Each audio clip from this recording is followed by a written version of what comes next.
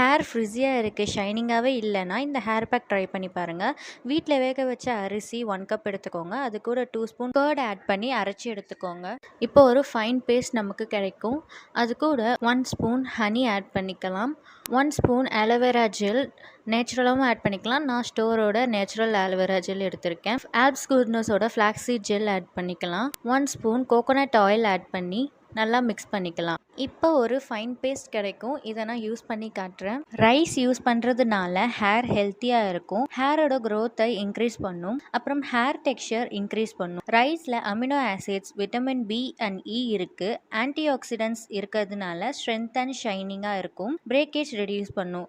Curd add பண்ணுறதுனால மாய்ஸ்சரைசிங்காக இருக்கும். டேண்ட்ரஃப்லாம் க்யூர் ஆகும். கோகோனட் ஆயில் யூஸ் பண்ணிக்கிறதுனால ஹேர் ஃப்ரிஸினஸை குறைக்கும் அண்ட் ஒரு ஷைனிங்கை தரும். கொரியனோட சீக்ரெட்டே ரைஸ் தான். ஸோ நீங்களும் இந்த பேக்கை யூஸ் பண்ணி பாருங்கள். Best result.